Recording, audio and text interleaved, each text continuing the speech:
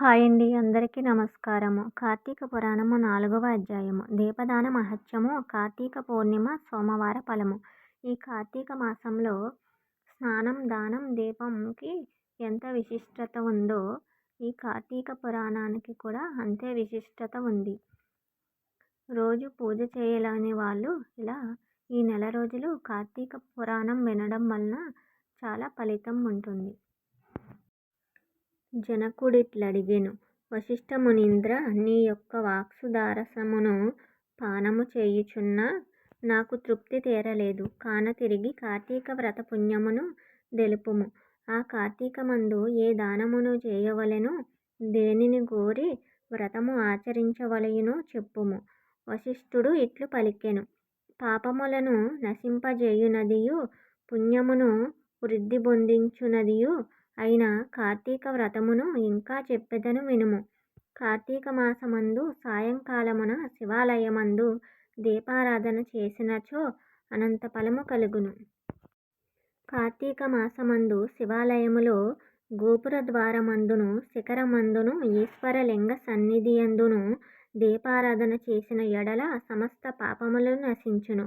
ఎవ్వడు కార్తీక మాసమందు శివాలయంలో ఆవు నేతితో గాని, నేతితో గాని, నువ్వుల నూనెతో గాని, విప్ప నూనెతో గాని, నారింజ నూనెతో గాని భక్తితో దీప సమర్పణయు చేయునో వాడే ధన్యుడు. వాడు ధర్మజ్ఞుడు, ధర్మాత్ముడును అగును. పూర్వోక్తములైన నూనెలు సంభవించినచో ఆముదముతోనైన దీపమును సమర్పించిన ఎడల పుణ్యవంతుడగును. కార్తీక మాసమందు శివాలయములో మోహము చేత గాని, బడాయికి గాని, భక్తితో గాని దీపమిచ్చువాడు శివప్రియుడగును. సందేహము లేదు. పూర్వకాలమందు పాంచాల దేశమందు కుబేరునితో సమానమైన ఒక రాజు గలడు. సంతానము లేక గోదావరి తీరమందు తపస్సు చేసెను. గోదావరి స్నానార్థమై పైప్పల మహాముని అచ్చటికి వచ్చి చూచి, రాజా, ఎందుకు తపస్సు చేయుచున్నావని అడిగెను. ఆ మాట విని రాజు, మునీశ్వరా, నాకు సంతానము లేదుగాన సంతానము కొరకు తపస్సు చేయుచున్నానని చెప్పెను. బ్రాహ్మణుడు రాజుతో ఇట్లు పలికెను. రాజా, భక్తితో బ్రాహ్మణులను శివుని సంతోషపెట్టుము. అట్లైన ఎడల నీకు పుత్ర సంతానము కలుగును. ఇట్లు పైప్పల ముని చెప్పగా ఆ రాజు విని ఆనంద సాగరమగ్నుడై నమస్కరించి ఇంటికి వెళ్ళి స్నానము చేసి అలంకృతుడై శివప్రీతిగా దీపదానములను చేసెను. పిమ్మట ఆ పుణ్యము చేతనే రాజు భార్య గర్భవతి అయి 10వ మాసమున 2వ సూర్యుడు వలె ప్రకాశించడి ఒక పుత్రుని గనెను. ఆ రాజు విని అధికానందమును పొంది, కార్తీక మహత్యము సత్యమైనది. ఈ కార్తీక వ్రతము ధర్మార్థ కామ మోక్షములనిచ్చును. సమస్త భూతములను కార్తీక మాసము శుభప్రదము అని వసించెను. తరువాత రాజకుమారునకు సత్రజిత్తు అను నామకరణము చేసి బ్రాహ్మణులను గోభూదానాదులతో పూజించెను. తరువాత బాలుడు క్రమముగా వృద్ధి నొంది యవ్వనవంతుడై శూరుడై సుందరుడై వేశ్యాసంగలోలుడై అంతటా తృప్తి లేక పరస్త్రీలయందు ఆసక్తి గలిగి ధనాధికమునిచ్చి వారిని లోబరచుకుని సంభోగించడి వాడు.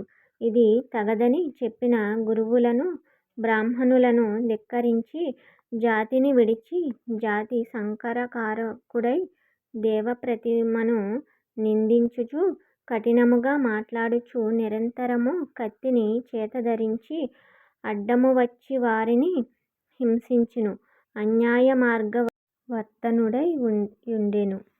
ఇట్లుండగా ఆ గ్రామమందొక బ్రాహ్మణోత్తముని భార్య బహు చక్కనిది. సింహము యొక్క నడుము వంటి నడుము గలది.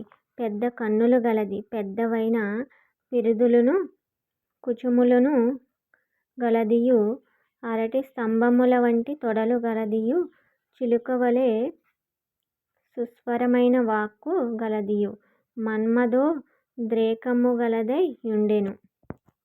ఆ రాజకుమారుడు అట్టి విప్ర భార్యను చూచి దాని సౌందర్యమునకు సంతోషించి దానియందు ఆసక్తి గలవాడాయెను. బ్రాహ్మణుని భార్యయు రాజకుమారుడందు ఆసక్తి గలదాయెను. తరువాత ఆ బ్రాహ్మణుని భార్య అర్ధరాత్రియందు భర్తను విడిచి రాజకుమారుని యొద్దకు బోయి అతనితో రాత్రి శేషమంతయు సంభోగించి ఉదయానికి పూర్వమే తిరిగి ఇంటికి వచ్చెను. ఈ ప్రకారముగా అనేక దినములు జరిగినవి. ఆ సంగతిని బ్రాహ్మణుడు తెలుసుకొని నిందితమైన నడతగల భార్యను దానిని మరిగిన రాజకుమారిని చంపుటకు గాను కత్తిని చేత ధరించి ఎప్పుడు చంపుటకు వీలు దొరుకునయని కాలమును ప్రతీక్షించుచుండెను. ఇట్లు కొంతకాలము గడిచిన తరువాత యొకప్పుడు శివాలయాన కార్తీక పూర్ణిమ సోమవారమునాడు బ్రాహ్మణి తన చీర అంచును చింపి వత్తిని చేసెను. రాజకుమారుడు ఆముదము తెచ్చెను. ఆ వత్తితో ఆ చిన్నది దీపము వెలిగించి అరుగుమీద పెట్టెను. అచ్చటే వారిద్దరూ కామశాస్త్ర ప్రకారము సంభోగమును అత్యుత్సాహముతో చేసి సుఖించిరి. అంత ఆ బ్రాహ్మణుడు కత్తిని ధరించి వెళ్ళి మారువేషముతో జీర్ణ శివాలయమందు దూరి తలుపులు గట్టిగా బిగించి కత్తితో ముందుగా రాజకుమారుని పొడిచి తరువాత భార్యను నరికెను. అంతలో రాజకుమారుడు కొంచెము జ్ఞప్తి తెచ్చుకొని కత్తితో బ్రాహ్మణుని నరికెను. ఇట్లు పరస్పర వ్యాఘాతముల చేత ఆ జీర్ణ దేవాలయమందు ముగ్గురు మృతి నొందిరి. ఆ దినము కార్తీక పూర్ణిమ సోమవారము. దైవవశము చేత అట్టి పర్వమందు ముగ్గురికి శివుని సన్నిధియందు మరణము కలిగినది. అంతలో పాశహస్తులై యమకింకరులు వచ్చిరి. అంతలోనే రుద్రుని నేత్రాలతో భయమనిచ్చువారై శివకింకరులను వచ్చిరి. తరువాత శివదూతలు రాజకుమారుని బ్రాహ్మణ భార్యను విమానము మీద ఎక్కించిరి. యమదూతలు బ్రాహ్మణుని కాళ్ళు గట్టి తీసుకొని పోవ ప్రయత్నించిరి. ఇట్లు తన భార్యకు రాజకుమారునకు కైలాసాగమనమును తనకు యమలోక ఆగమనము చూచి బ్రాహ్మణుడు శివదూతలారా, ఈ నా భార్య జారిని, ఈ రాజకుమారుడును జారుడు గదా.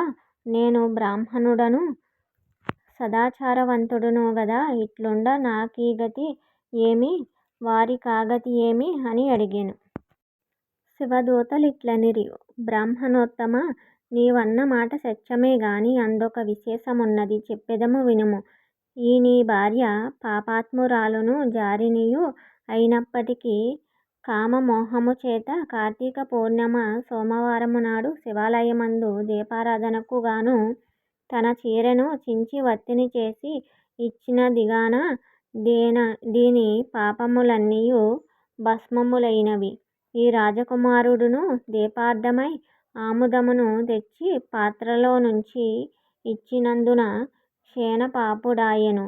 కాబట్టి కామమోహము చేతనైన శివాలయమందు దీపదానము చేసినవాడు ధన్యుడు, సర్వయోగులందు అధికుడగును. కనుక దీపార్పణము చేత నీ భార్యకు రాజకుమారునకు కైలాసమును, దీపదానము చేయనందుకు నీకు నరకము సిద్ధించినది. ఇది వరకు నీవెంత శుద్ధముగా నున్నను వారితో సమానుడవు కాలేదు. ధర్మ సూక్ష్మమిది అని చెప్పిరి. శివదూతలు ఈ ప్రకారముగా చెప్పిన మాటలను విని రాజకుమారుడు దయావంతుడై అయ్యో, ఈ బ్రాహ్మణుని భార్యతో రమించి ఈ బ్రాహ్మణుని చేత శివాలయమందు హతుడనైన నాకు కైలాసము ఇతనికి నరకము కలుగుట చాలా దుఃఖకరముగా నున్నది. కాబట్టి నా దీపదాన పుణ్యమును కొంత ఈ బ్రాహ్మణునకు ఇచ్చెదను. ఏకకాలమందు మృతి నొందిన మా ముగ్గురికి సమాన గతియే ఉండవలెను.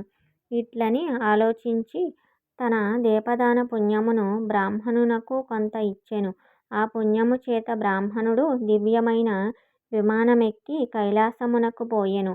అజ్ఞానముతో చేయబడిన యొక్క దీపదానముచే ముగ్గురు కైలాసమునకు పోయిరి.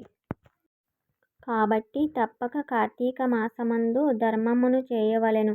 అట్లు చేయనివాడు రౌరవ నరకమును బొందును. కార్తీక మాసమందు నిత్యము శివాలయమందు గాని విష్ణువాలయమందును గాని దీపములను సమర్పించిన ఎడల దీపదాన పుణ్యముతో జ్ఞానమును పొంది తద్వారా పునరావృత్తి రహిత మగు మోక్షము నొందును. సందేహము లేదు. కార్తీక మాసమందు హరిసన్నిధిలో స్త్రీలు గాని పురుషుడు గాని తన శక్తి కొలది దీపార్పణము చేసిన ఎడల సర్వ పాపనాశనము కలుగును. కాబట్టి నీవును శివాలయమందు కార్తీక మాసమున దీపములను పంక్తి సమర్పించుము. కార్తీక పురాణము 4వ అధ్యాయము సమాప్తము. ఈ వీడియో మీకు నచ్చినట్లయితే లైక్ చేసి, షేర్ చేసి, సబ్స్క్రైబ్ చేసుకోండి. ఓం నమః శివాయ అని కామెంట్ చేయండి. మళ్ళీ 5వ అధ్యాయంలో కలుద్దాము. ఓం నమః శివాయ.